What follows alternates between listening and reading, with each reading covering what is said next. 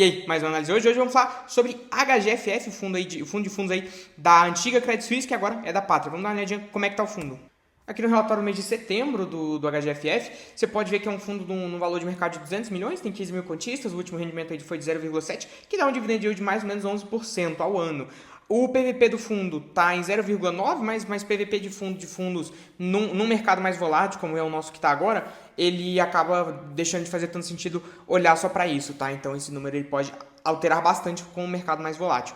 O número de fundos é 37, e aqui ele comenta um pouco mais das posições, das movimentações que ele fez no mês. Então diminuiu a exposição a fundos de CRI, o que eu achei até interessante, e aumentou a posição em RBED, demonstrando que quando você está no mercado mais em queda, mais receoso, os gestores estão ganhando muito dinheiro, e as pessoas que estão ganhando dinheiro com fundos imobiliários estão ganhando muito dinheiro agora, nesse atual momento, com incorporações. Inclusive, os próprios gestores, os próprios cotistas estão ganhando dinheiro com isso, e aí, inclusive, o fundo aumentou a posição em RBED aqui, que vai ser incorporado pelo RBVA, inclusive, demonstrando mais uma vez que o mercado nem sempre precifica tudo, como eu falei no vídeo do BCFF, vou deixar aqui no card.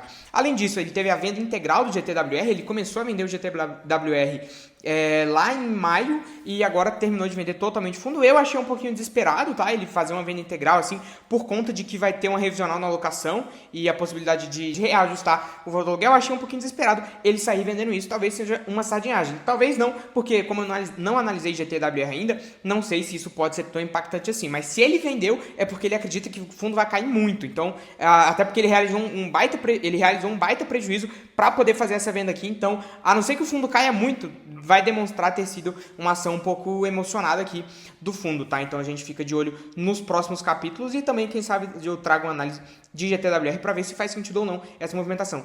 Aqui sobre a performance setorial, né, por setores do HGFF, você pode ver que é um dos primeiros meses atuais, recentes, que eu vejo Lages ganhando de logística e fundo de CRI, e aí mostra também que o fundo tem posição em FOF, né, que é como os gestores estão tentando fazer dinheiro, por meio dessas incorporações aí que estão tendo no mercado. Então a gente está vendo uma coisa que não é tão comum, né, que é esse triplo desconto, né, o fundo que compra fundo de fundos que compra fundo de fundos.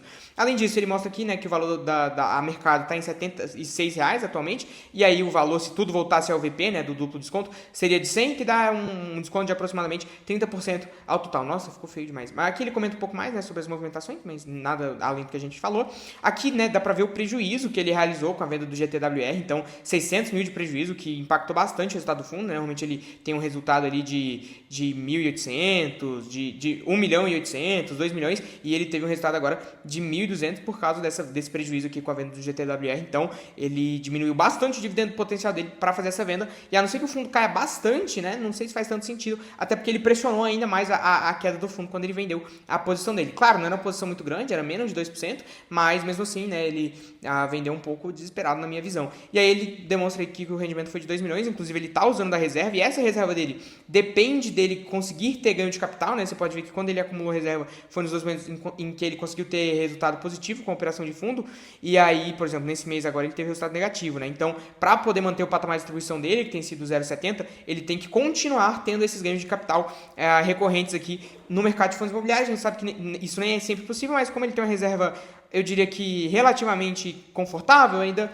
não seria um ponto de tanta atenção assim profundo, tá? Além disso, aqui, fazendo um bate-pronto, tem o KNIP, que é fazendo um bate-pronto que nem eu faço nos fundos de fundos, né? Tem o KNIP, que é KNEA, CPTS, que eu não gosto muito, o KNWY também, que ele diminui a exposição, que é KNEA, MXRF, não gosto muito, inclusive ele tá comprando agora, ele comprou mês passado com ágil no mercado, foi uma aquisição que eu não achei que fez sentido. A RBRR, gosto. Aqui os maiores setores, né? Os maiores FIIs de shopping, maiores FIIs logísticos. A lajes corporativas, ok, uma carteira que passa batida aí, uma carteira que passa de ano, mas passa mal, né?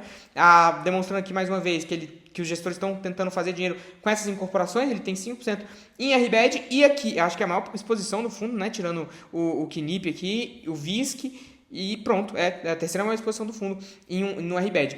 Aqui tem os fundos de fundos, né? Os fundos de fundos eu achei meio sem sentido aqui, pegar RBFF, RF, não sei se faz muito sentido esses fundos de fundos aqui que o fundo tem pegado, tá? Além disso, a gente tem aqui, né, a maior parte dos fundos são da própria Credit Suisse, né, que agora são geridos pela Pátria.